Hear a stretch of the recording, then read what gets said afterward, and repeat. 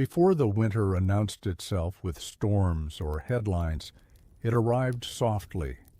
It came as a thin breath in the early mornings, when windows held their chill longer than usual, and the sun took its time rising over the towns scattered across America.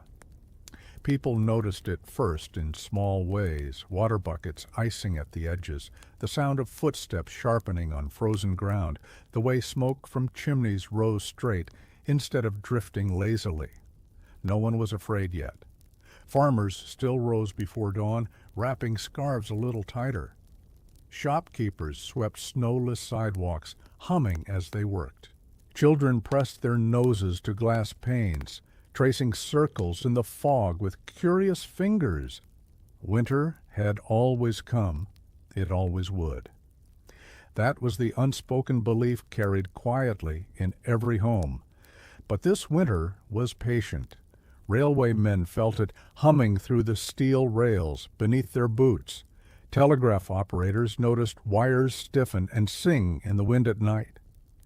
In cities and small towns alike, the cold settled like a listener, present, observant, waiting.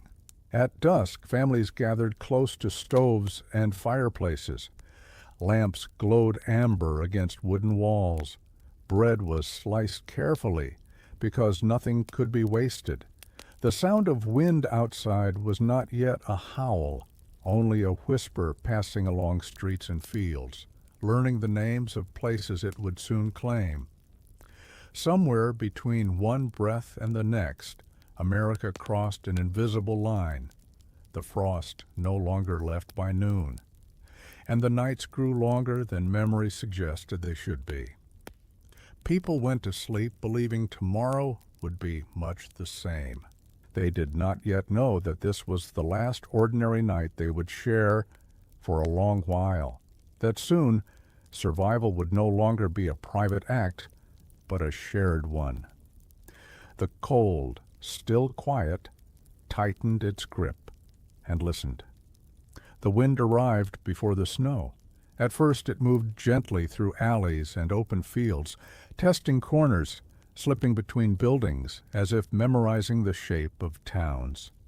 It whistled softly around door frames and beneath eaves, making old houses creak in familiar, almost comforting ways. People said things like, "It's going to be a sharp one," and nodded knowingly. By the second night, the wind no longer wandered. It chose paths.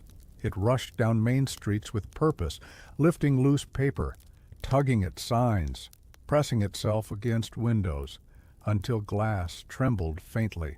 In rural places, it ran unhindered across frozen farmland, carving pale lines into untouched snow and rattling barn doors that had stood firm for decades.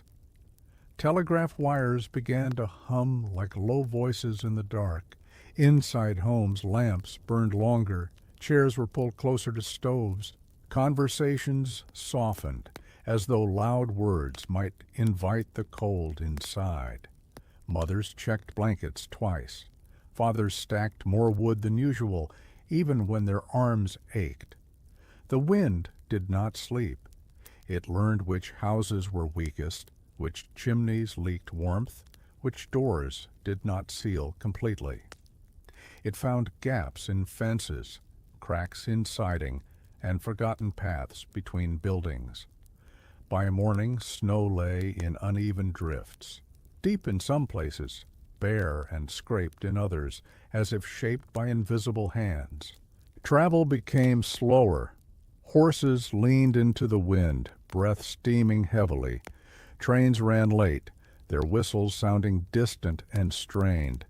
In small towns, people began to walk together instead of alone, not out of fear, but because the wind made voices disappear if you fell too far behind. At night the sound grew constant, a low, endless rushing, like an ocean without waves. Sleep came differently now. People dreamed of movement, of pushing forward through resistance, of hands reaching out in white space. Some woke before dawn, uncertain why their hearts beat faster, only knowing the house felt smaller, the dark heavier. The wind had finished learning. Soon it would teach the cold how to stay. The snow did not fall all at once. It began as a careful scattering, thin flakes drifting sideways, unsure of where to land. They caught on fence posts and window ledges, on the brims of hats and the backs of gloves. People paused to watch, smiling faintly as though greeting an old acquaintance. By evening the sky had closed. Snow thickened the air, softening sound, until even footsteps seemed swallowed. The world narrowed to what could be seen within a few steps, and beyond that, only white movement and shadow remained. Distances changed. A house across the street felt farther away than a town once had. Familiar paths blurred.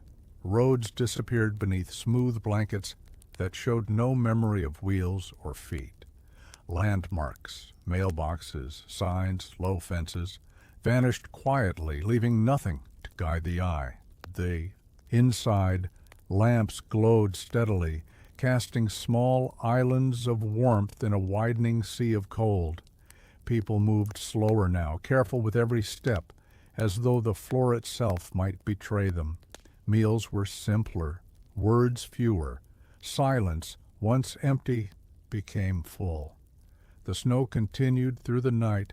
It pressed against doors, leaned against windows, climbed stair rails and porch steps. By morning, some doors would not open at all. Some windows would show nothing but white light, as if the world had ended just beyond the glass. Neighbors began to signal one another in small ways. Shadows in windows. Lanterns hung longer than usual, smoke rising to show a chimney still breathed. These signs mattered now. They said, "I am here. I am warm.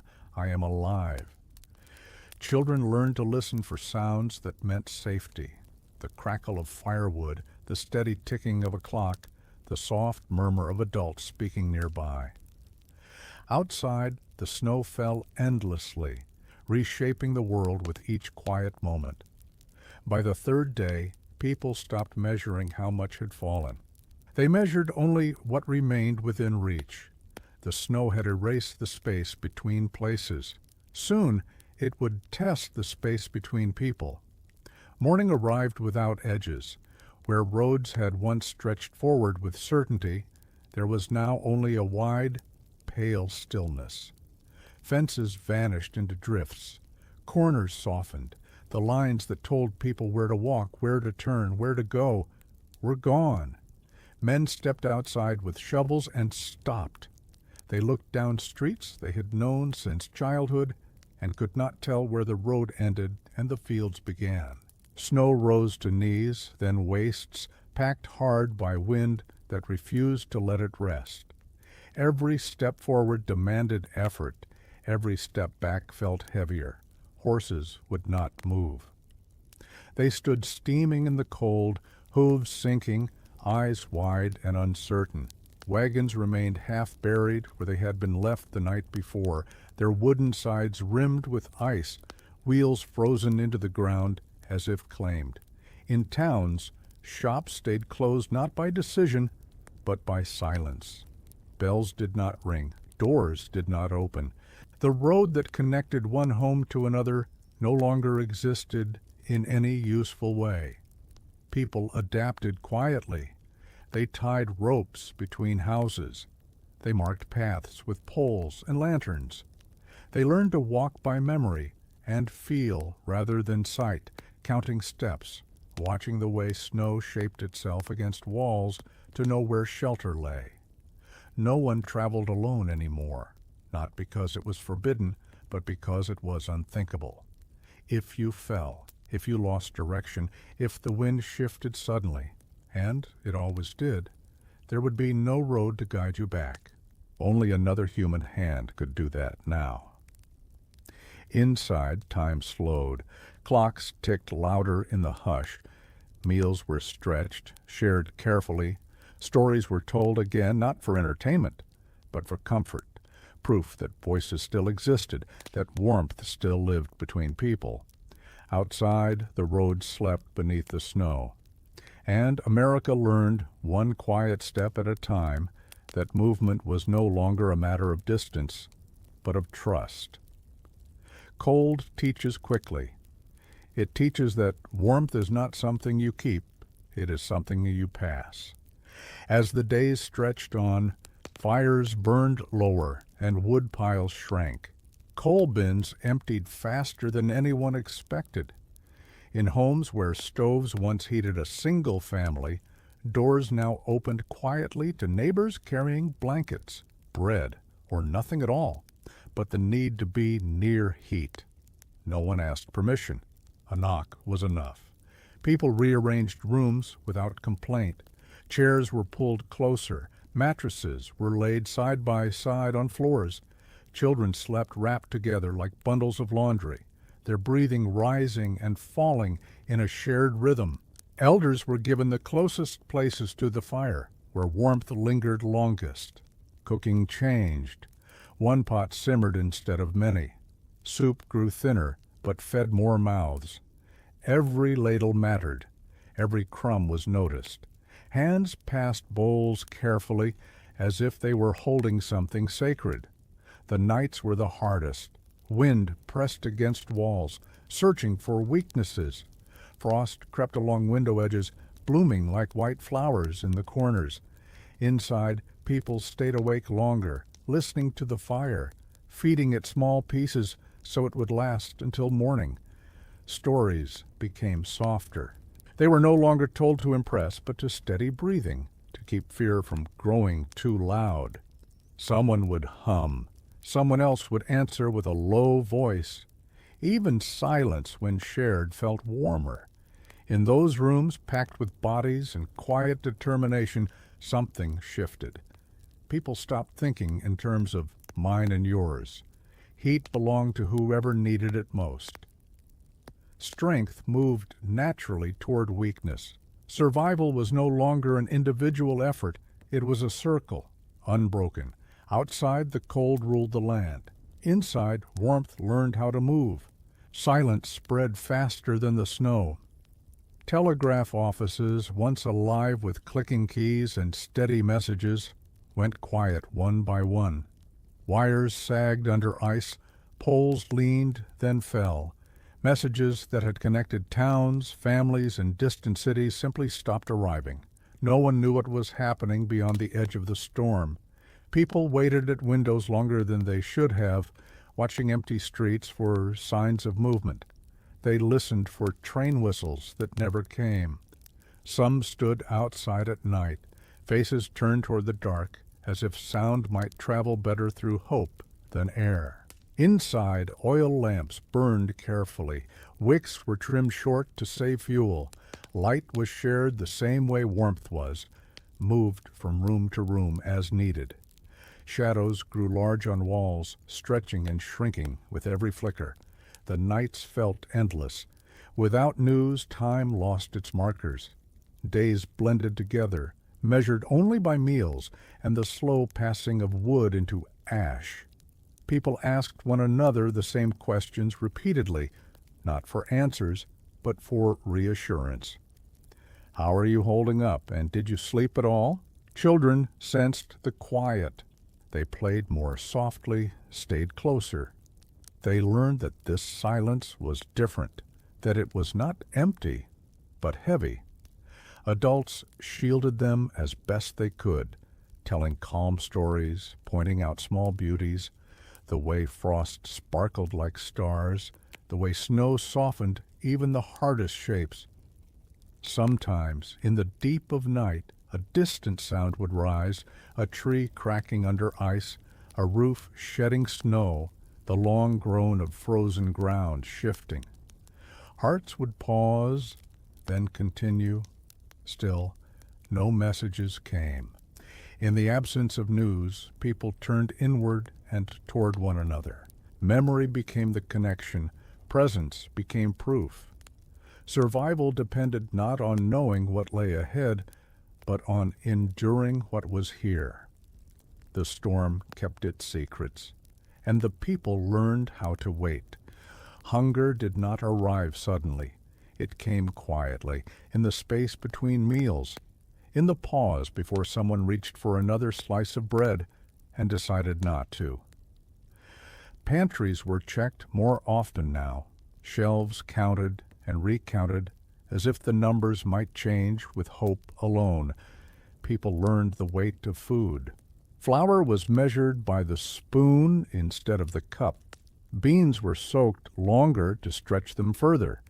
Bread grew denser, smaller, but no less precious. Every meal carried a promise to share, to endure, to not waste what might be needed tomorrow. Cooking became a community act. One fire warmed many pots. Neighbors brought what they had: a handful of potatoes, a jar of preserved fruit, a sack of grain saved for seed but offered anyway. No one knew how long the winter would last, only that refusing to share would shorten it for someone else. Children watched closely. They learned without being told that food was not just nourishment, it was trust. Bowls were passed carefully. The youngest were served first. Those who were strongest ate last, sometimes pretending they were not hungry at all. Outside animals felt it too. Chickens stayed quiet in frozen coops. Livestock huddled together, breath rising in pale clouds. People fed them sparingly, knowing their survival mattered as much as their own. The act of eating slowed. People sat longer, savoring warmth, chewing carefully, letting the simple comfort of being fed settle deeply. Even thin soup carried meaning when it was offered freely. In those moments, hunger did not weaken the community, it bound it. Each meal said the same quiet thing: we will get through today together. And for now, that was enough. Children notice what adults try to hide. They noticed how voices lowered without being asked, how doors closed more gently, how adults paused before answering simple questions, choosing words the way one chooses steps on ice. Play changed. There was less running, less noise. Games became smaller, pebbles arranged in careful patterns, cards shuffled slowly, stories whispered under blankets. Children learned how to be still, not because they were told to, but because stillness felt safer. They learned the language of quiet survival. A glance that meant stay close, a hand squeeze that said it's all right. They learned to read the fire, how its sound meant warmth would last a little longer, or how silence meant more wood would soon be needed. At night they slept layered together, the way animals do in cold places. Dreams grew simple: warmth, light, familiar faces. When fear crept in, it was met by breathing beside them, by the soft rise and fall of someone else's chest. Some children grew older in those weeks, not in years, but in understanding. They saw generosity without names attached to it. They saw adults give what little they had and ask for nothing back. They learned that strength could be gentle and courage could be quiet. When snow tapped against windows, they did not ask when it would stop. They asked who was awake. And someone always was. In that shared stillness, the children learned something that would stay with them long after the ice released its hold, that being calm together could be braver than being loud alone. The elders carried winter differently. They did not rush their movements or raise their voices against the storm. They sat close to the fire, hands folded or busy with small, steady tasks, and watched the flames as if reading something written there long ago. They remembered. Not this winter exactly, but others like it. Winters when crops failed, winters when roads vanished, winters when survival depended on patience more than strength. Their memories were not dramatic. They were practical, shaped by quiet endurance. They spoke slowly, choosing moments rather than filling silence. They reminded others to keep candles away from drafts, to melt snow carefully for water, to rest when possible, instead of pushing too hard. They knew that exhaustion could be as dangerous as hunger. At night, their voices became anchors. They told stories of ordinary days, of walking miles to school, of shared meals during lean years, of neighbors who helped without being asked. These stories were not meant to inspire. They were meant to steady hearts, to say, "This has been survived before." The young listened closely. In those dim rooms, wisdom passed not through lectures, but through tone, through pauses, through the calm certainty that life could narrow and still continue. The elders did not promise an easy ending. They promised only that patience mattered. When the fire burned low, it was often an elder who noticed first. When fear crept in quietly, it was often an elder who breathed steadily enough for others to follow. In a winter ruled by ice, memory became a form of shelter, and it held. Illness did not announce itself. It arrived the way cold had, softly, almost politely, through a cough that lingered too long, a fever that warmed skin while the room stayed frozen. People noticed it first in the pauses, a neighbor who did not rise when others did, a voice missing from the evening circle. Care became careful. Beds were moved closer to heat. Blankets were layered and relayered. Water was warmed slowly, never wasted. Someone always sat nearby, listening to breathing, counting the spaces between it. Words were used sparingly so strength could be saved.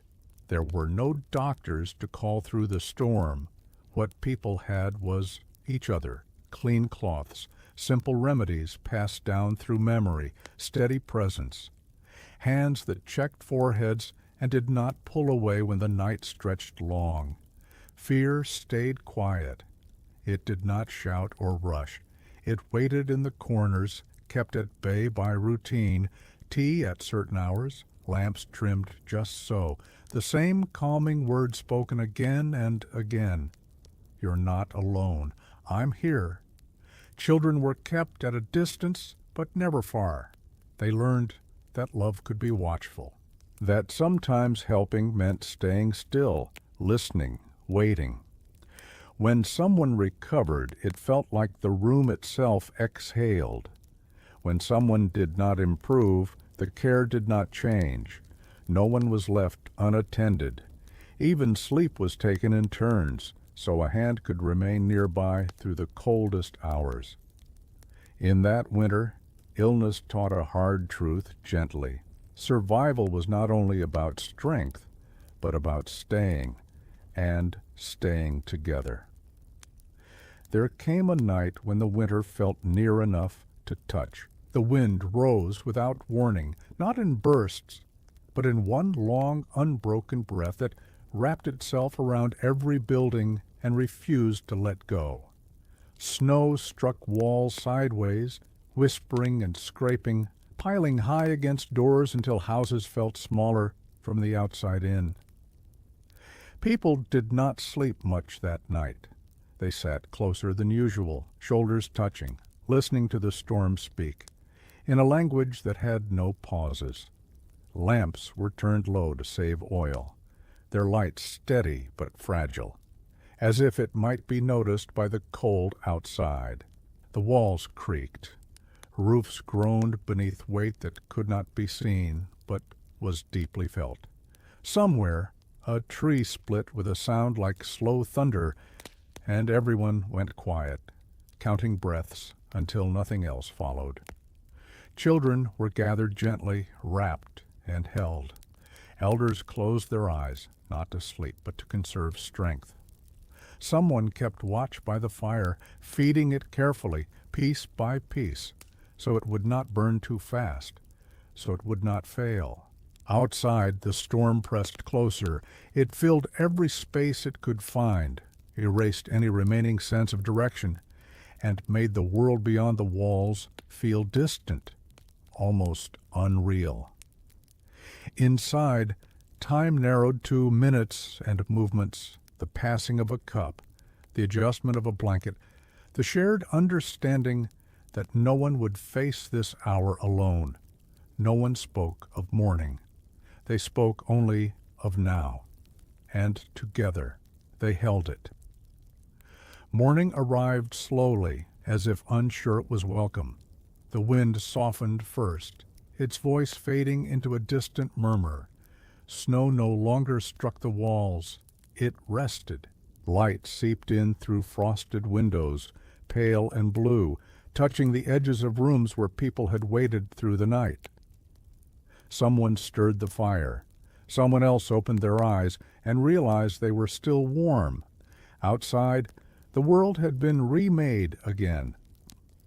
Drifts stood higher, smoother, untouched. Chimney smoke rose straight into the quiet sky, a sign that life continued behind the walls. Doors were cleared carefully, inch by inch, as if the snow itself might wake if startled. People stepped out together. No one went far. They stood close, boots sinking deep, breath visible, eyes scanning rooftops and trees. Damage was noted without panic. A fence bent, a branch fallen, a roof sagging but holding. Every small survival felt like a victory that didn't need celebration. Voices returned softly, not laughter yet, but greetings, names spoken, questions asked gently. Are you all right? Did you sleep at all? The answers mattered less than the asking. Inside, the day began again. Water was warmed, food prepared with care. The rhythm of survival resumed, steadier now, guided by the knowledge that the worst hours had been endured together. The storm had not ended, but it had loosened its grip. And for the first time in days, hope felt less like a thought and more like a shared breath. When the snow finally paused long enough to notice, people saw what it had changed. Paths were carved slowly, not to go far, but to reconnect what had been separated. Shovels moved in rhythm. Hands were offered before they were needed. No one worked alone, because no one remembered how to anymore. The work was quiet. Snow was lifted and set aside, not thrown. Effort was shared so no one tired too quickly. People checked on one another between movements, reading faces, noticing when someone needed to stop. What the winter had taken was obvious. What it had given was harder to name. People knew each other differently now. They had heard one another breathe in the dark. They had shared hunger and warmth, silence and care. The distance between neighbors had been shortened in ways no road ever could. Children followed the adults, learning the shape of cooperation without instruction. Elders watched, satisfied, knowing this knowledge would last longer than the cold. Homes bore marks of the season, scratches, patched walls, windows cleared by careful hands. These were not signs of damage, but of endurance. The snow had ruled, but it had not conquered. What it left behind was something stronger than structures or supplies. It left a people who knew how to stay. The world did not come back all at once. It returned in pieces. A drip from an eave at midday, a patch of dark earth showing through where snow had thinned. The sound of water moving beneath ice, patient and determined. These signs were noticed quietly, pointed out with nods rather than excitement. Movement widened carefully. Paths grew longer, doors opened more often. People stood outside a little while longer each day, letting pale sunlight rest on their faces without rushing it away. The cold still ruled the nights, but its voice had softened. News began to travel again, not through wires or trains at first, but through people, those who managed to reach nearby towns, those who returned with simple reports. Others endured, others survived too. The knowledge settled gently like a weight being set down. Life resumed its habits slowly. Tools were repaired, animals were checked and counted. Plans were spoken aloud again, not far-reaching ones, just enough to imagine tomorrow. Children tested their voices outdoors, laughter returning in short, careful bursts. What remained unchanged was closeness. People still gathered more than they once had. Fires were shared even when not strictly necessary. Meals were eaten together out of habit, not fear. The winter had taught them a different way to live, and they were not quick to forget it. The world was returning. But it was returning to people who were no longer the same.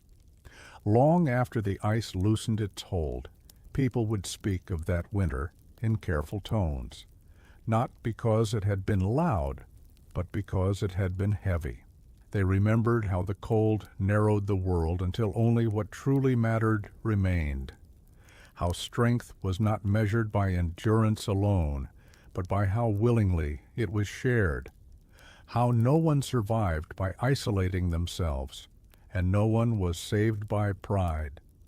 That winter changed the meaning of survival. It was no longer about reaching spring first. It was about making sure no one was left behind along the way, about keeping watch when others slept, about passing warmth hand to hand until it reached those who needed it most. When the roads returned and the wires hummed again, life seemed almost too fast. People moved more slowly for a while, unwilling to forget the quiet pace that had kept them alive. They remembered faces in lamplight, the sound of shared breathing, the way hope had felt when it was held together. History would record the cold. It would measure snowfall and temperatures, mark dates and damages. But it would not fully capture what mattered most. That when ice ruled America, no one survived alone.